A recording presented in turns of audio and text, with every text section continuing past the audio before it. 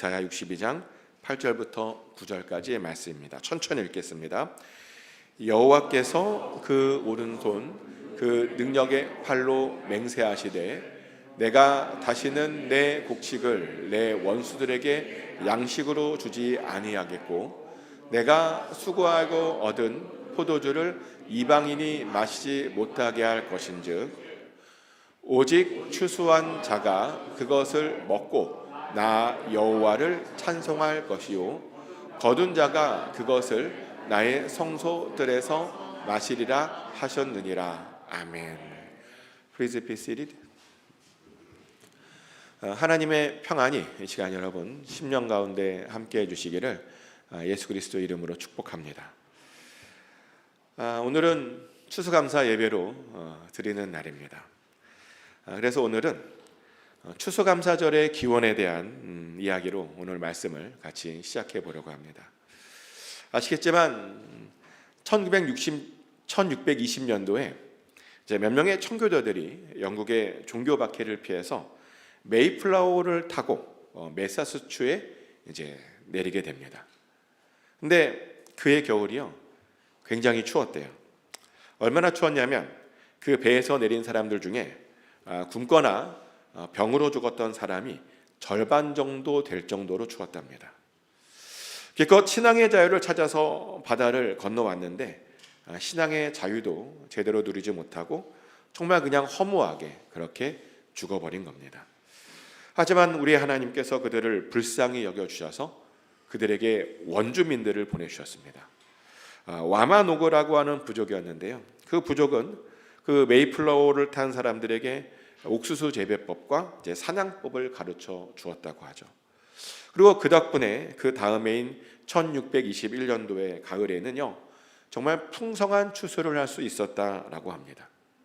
그래서 이제 청교도들과 원주민들이요 그 풍성한 추수에 감사하며 3일 동안 축제를 열고 함께 음식을 나누어 먹었다고 합니다. 그렇게 정말 첫 번째 추수감사절 예배를 그렇게 올려드렸답니다.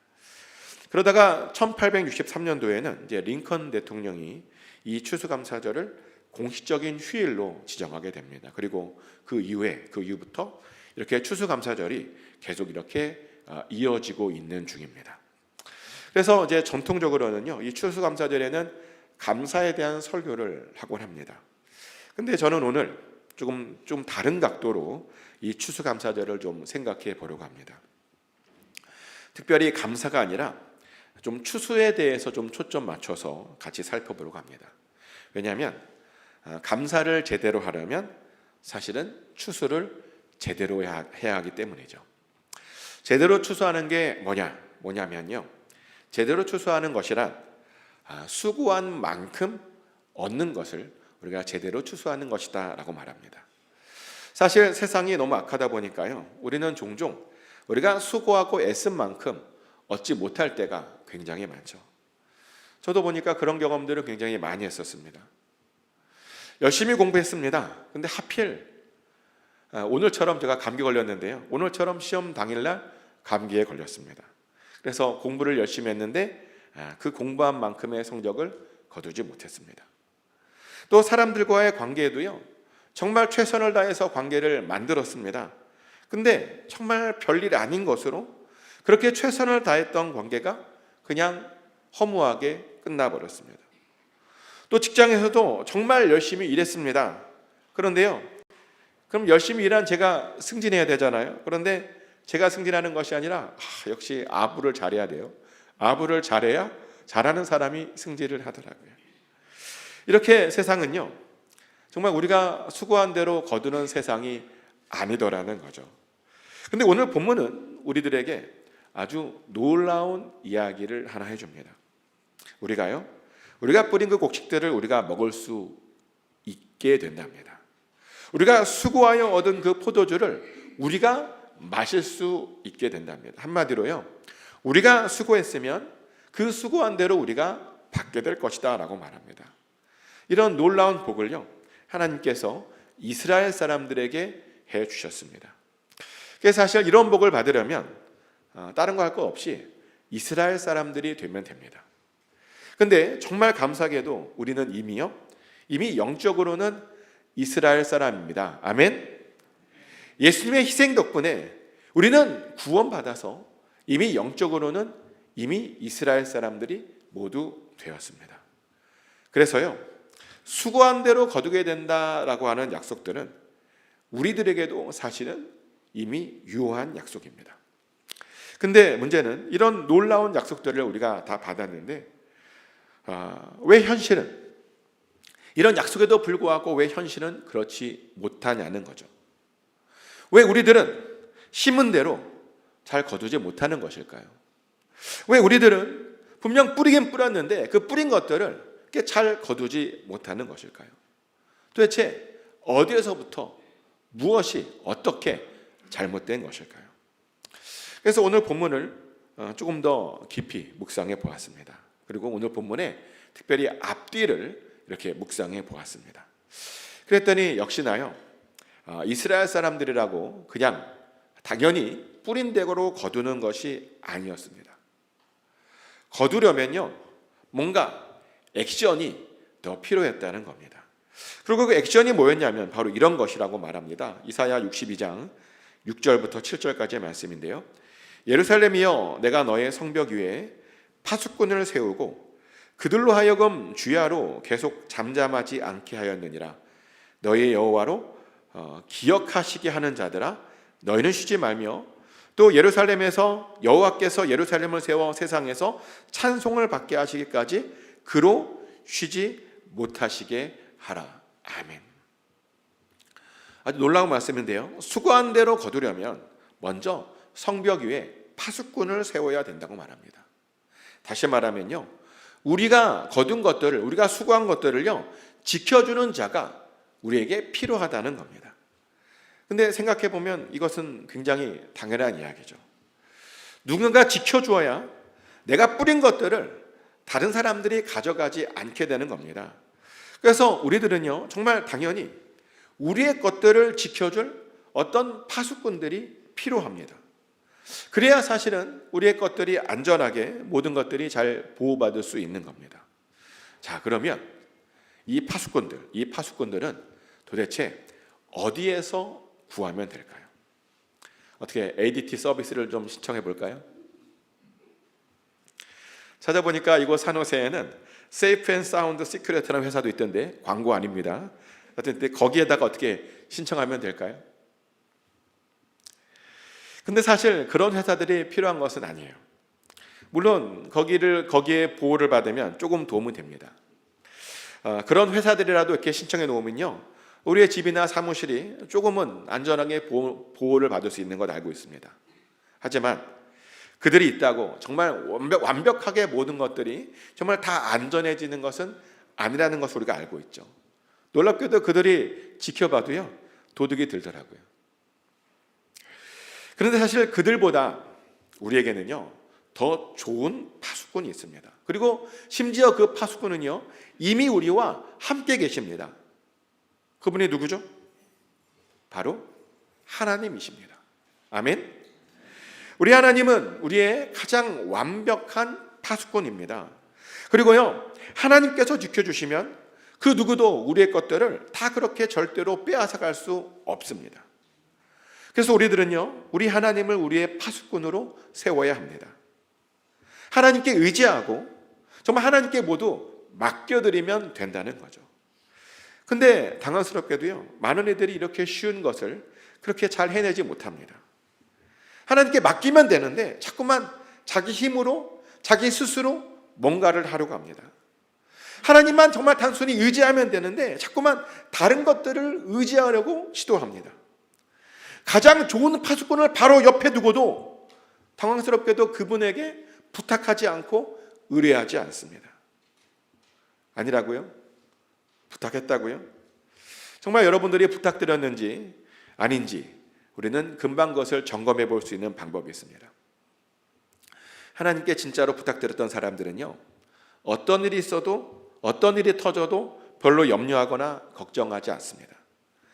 하나님께서 다 지켜주시는데 우리가 어떻게 염려하고 걱정할 수 있겠습니까? 사실은 전혀요. 맡긴 사람들은 염려하거나 걱정하지 않습니다. 그런데요, 하나님께 맡겨드리지 못한 사람들은요, 보면 조그만 어려운 일이 있어도 막 난리가 나요. 조그만 어려운 일이 터져도 정말 세상이 다 무너지는 것처럼 다 정말 죽어갑니다. 세상에 정말 그런 사람들이 정말 너무나 많아요. 제가 보기에는 정말 별것 아닌 정말 사소한 거거든요. 사소한 건데, 그래서 제가 보기에는 정말 걱정할 필요가 하나도 없는 것 같은데, 정말 작은 일로 세상 무너지는 것처럼 난리를 치는 사람들이 정말 많더라는 겁니다. 그런데요, 그런 태도는 하나님께 맡겨드리는 태도가 전혀 아닙니다. 그것은 최고의 파수꾼을 앞에 두고도 내가 뭔가 하려고 하는 그런 태도입니다. 그런데 절대로 우리는요, 정말 그렇게 하시면 절대로 안 됩니다. 최고의 파수꾼이신 하나님께요, 그냥 염려하지 말고 다 맡겨드려야 됩니다. 그러면 정말 놀랍게도 하나님께서 알아서 다 보호해 주십니다. 아멘. 또 두 번째로 우리들에게 필요한 것은 뭐냐면요, 그 파수꾼으로 하여금 잠잠하지 못하게 하는 겁니다. 오늘 본문의 표현대로 말씀드리면 하나님으로 하여금 쉬지 못하시게 하는 겁니다. 자, 그럼 어떻게 하면 하나님으로 하여금 정말 잠잠하지 않게 또 쉬지 못하시게 할 수 있는 것일까요? 어떻게 하면 되냐면요, 하나님께 계속 간구하고 기도드리면 됩니다. 하나님께 계속 요청하고요, 계속 구하면 됩니다. 그러면요, 하나님께서 절대로 쉬지 못하십니다. 그것은 우리가 아이들을 키울 때 이미 경험했던 거죠. 요구가 많은 아이들의 부모님은요, 절대로 쉬지 못합니다. 근데 우리 하나님도 마찬가지예요. 우리도 하나님께 계속 기도하잖아요. 그럼 우리 하나님께서 절대로 잘 쉬지 못하게 됩니다. 근데 이렇게 말했더니 어떤 분들은 이런 의문을 품으세요. 아니, 하나님께서 쉬지 못하는 거면 그 하나님께 안 좋은 것 아니냐고, 하나님 쉬셔야 되는 것 아니냐고 그렇게 의문을 하시는데요.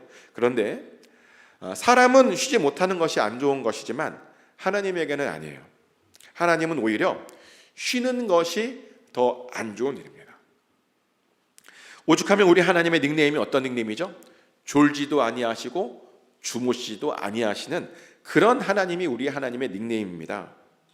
이 닉네임은요, 무려 성경에 나오는 닉네임입니다. 이 구절이 굉장히 은혜되니까요, 제가 이 구절을 통째로 다 같이 한번 읽어드리겠습니다. 제가 읽어드리겠습니다. 시편 121편 1절부터 8절까지의 말씀입니다. 내가 산을 향하여 눈을 들리라. 나의 도움이 어디서 올꼬? 나의 도움은 천지를 지으신 여호와에게서로다. 여호와께서 너를 실족하지 아니하게 하시며 너를 지키시는 이가 졸지 아니하시리로다. 이스라엘을 지키시는 이는 졸지도 아니하시고 주무시지도 아니하시리로다. 여호와는 너를 지키시는 이시라. 여호와께서 내 오른쪽에서 내 그늘이 되시나니 낮에 해가 너를 상하지 아니하며 밤의 달도 너를 해치지 아니하리로다. 여호와께서 너를 지켜 모든 환난을 면하게 하시며 또 내 영혼을 지키시리로다. 여호와께서 너의 출입을 지금부터 영원까지 지키시리로다.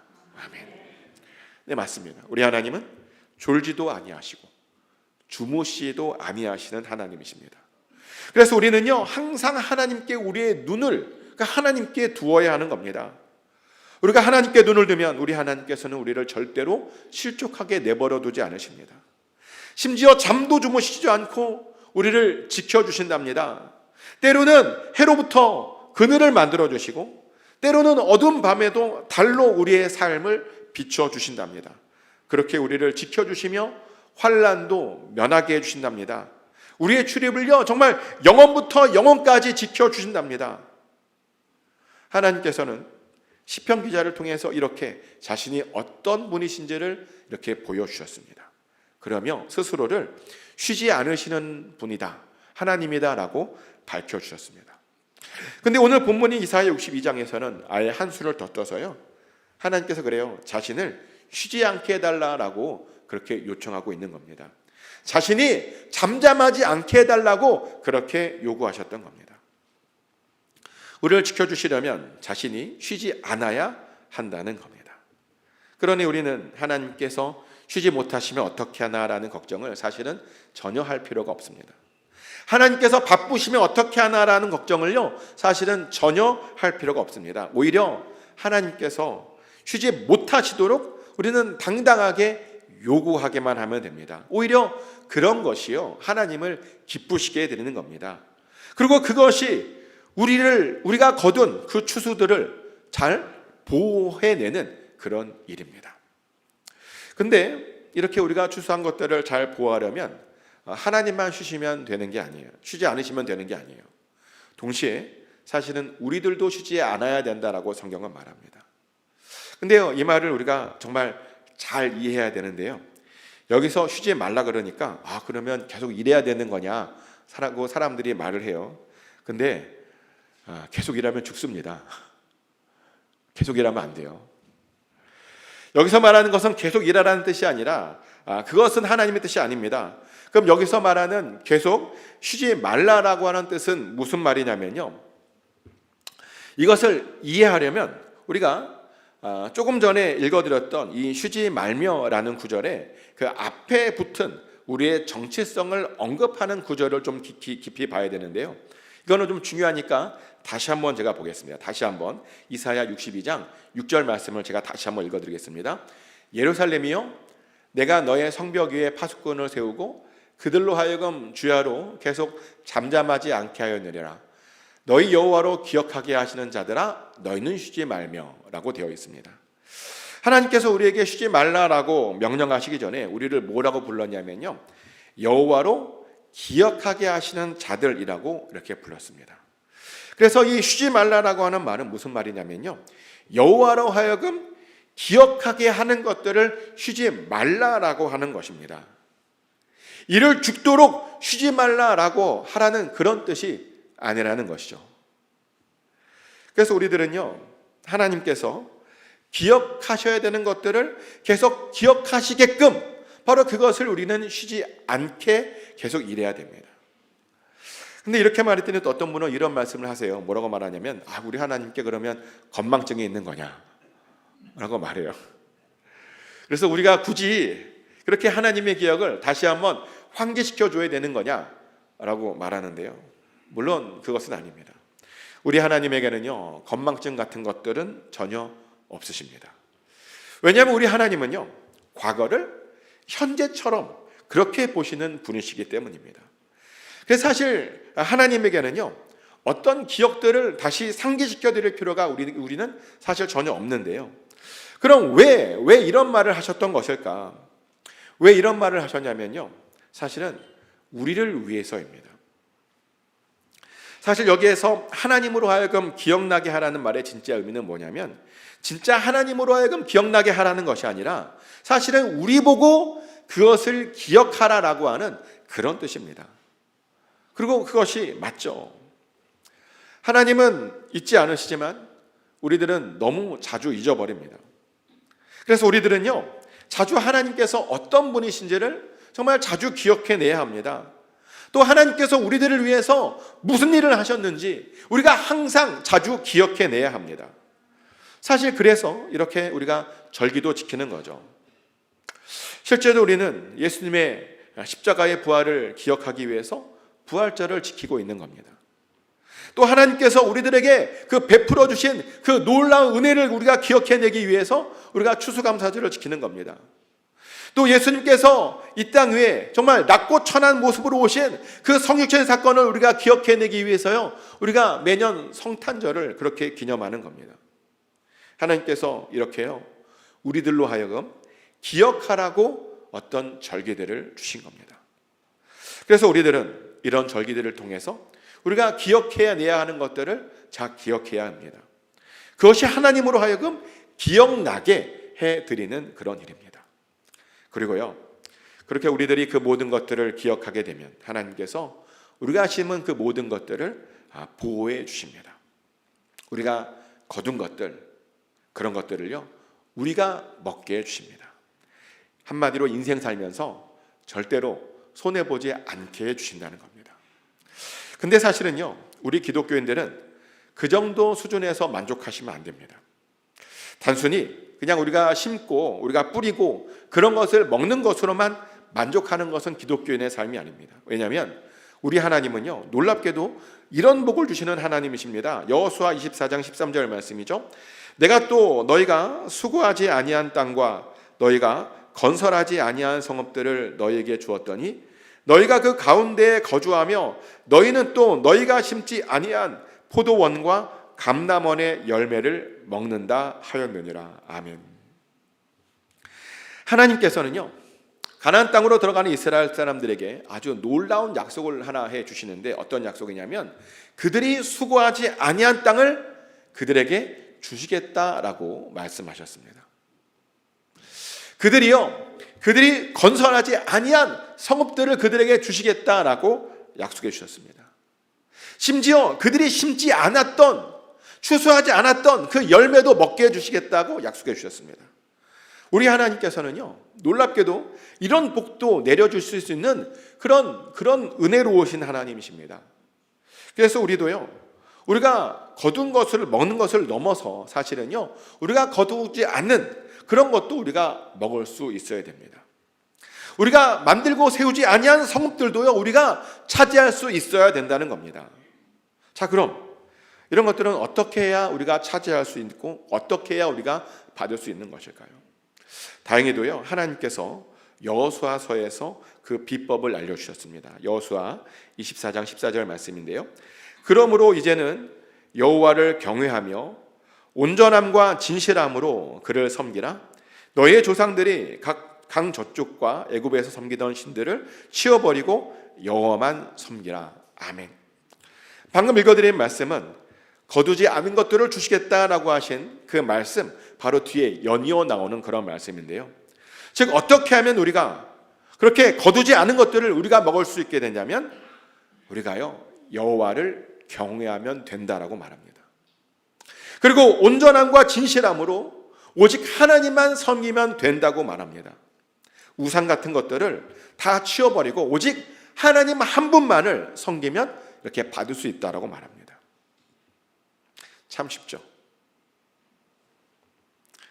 제가 왜 이것을 쉽다고 말씀드리냐면, 사실 여호와를 경외하는 것은 우리 크리스찬들에게는 이미 몸에 밴 것들이기 때문이죠. 실제로 여호와 외에 우리에게 무서운 것이 뭐가 있겠습니까? 저는요, 하나님이 세상에서 제일 무서워요. 정말 그래요. 그래서 언제나 하나님만 의식하며 삽니다. 어떤 행동들을 할 때마다 항상 하나님께서 이것들을 어떻게 보실까? 그것만 생각합니다. 그러면 하나님께서 싫어하시는 것들은요, 웬만하면 가급적이면 하지 않으려고 정말 애를 씁니다. 근데 아마 여러분들도 똑같을 거예요. 그죠? 하나님을 경외하지 않으면 우리가 신앙생활을 제대로 할 수 없다 보니까 아마 여러분들도 그렇게 하나님을 무서워하며 살 겁니다. 또 많은 이들이 이미 온전함과 진실함으로 하나님을 섬기고 있죠. 하나님을 섬길 때 정말 게으르지 않으려고 정말 최선을 다해서 섬기고 있다라고 하는 걸 알고 있습니다. 많은 분들이 정말 양심에 부끄러움 없이 하나님을 섬기고 있다라고 하는 걸 알고 있습니다. 사실 오늘도 마찬가지죠. 오늘도 정말 많은 이들이 추수감사절 예배를 드리기 위해서 하나님께 드리겠다며 정말 많은 그런 과일들과 채소들, 또 헌금들을 가지고 나왔죠. 또 많은 이들이 즐거운 추수감사절 식탁을 위해서 오늘 고기가 준비되어 있는데요, 정말 귀한 식탁을 이렇게 준비하고 애쓰고 있습니다. 모두 이렇게 온전함과 진실함으로 정말 최선을 다해서 주님을 섬기고 있습니다. 그래서인지 그 덕분인지 정말 많은 이들이 정말 제가 보니까 심지 않은 것들을 먹고 있습니다. 정말 많은 분들이 자신이 거두지 않은 것들을 이미 먹고 있는 것들을 많이 봅니다. 근데 어떤 분들을 보니까요, 자신이 그렇게 이미 먹고 있고 그런 복을 누리고 있는지 모르시는 분들도 보니까 있더라고요. 그러면 말하기를 어떤 분들은 자신은 아무것도 받지 못했다라고 말해요.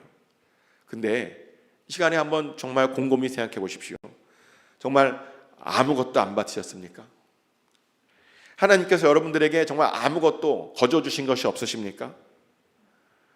만약 진짜 거저 받지 못했다면요, 여기는 이 자리에 우리는 여기에 오지 못합니다. 정말 아무것도 받은 것이 없다면 이미 진즉에 그 믿음을 잃어버렸을 겁니다. 그래서 이 시간에도 그냥 어둠 속에서 그냥 헤매고 절망하며 그렇게 보냈을 겁니다. 그 길의 끝이 영원한 죽음이고 영원한 심판인 것도 모르고 그냥 이 세상 재미만 쫓아다니며 그냥 이 세상 즐기려고 그렇게 어둠 속에서 그렇게 지내고 있었을 겁니다. 그런데요, 그렇게 하지 않으시고 지금 이 자리에 나와 있잖아요.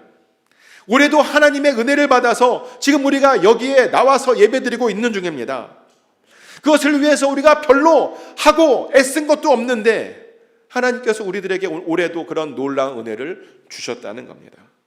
그 모든 것들이요, 정말 주님의 은혜입니다. 우리가 심지 않은 것들을 거두게 하신 주님의 놀라운 은혜 덕분이라는 겁니다. 그러니 정말 얼마나 감사한 일입니까? 사실 그것만 생각해도요, 하나님께 어떻게 감사를 드려야 할지 정말 모를 지경입니다.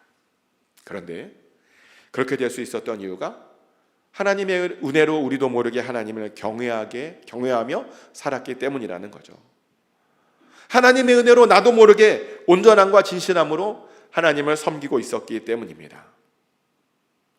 그런데요, 사실은 그냥 그것으로 또 만족하시면 안 돼요. 우리는 계속 우리가 해야 할 일인 하나님을 우리의 파수꾼으로 계속 모시며 살아야 됩니다. 또 기도하고 외침으로 하나님으로 하여금 계속 쉬지 못하게 그렇게 해드려야 됩니다. 또 우리도 하나님께서 행하신 일들을 우리가 계속 기억해내야 합니다. 그래야 이 은혜들이 우리가 죽는 그날까지 계속 끝까지 이어지게 되는 겁니다. 그러니 축복하는 것은 꼭 항상 하나님을 여러분의 진정한 파수꾼으로 다시 한번 모시길 축복합니다.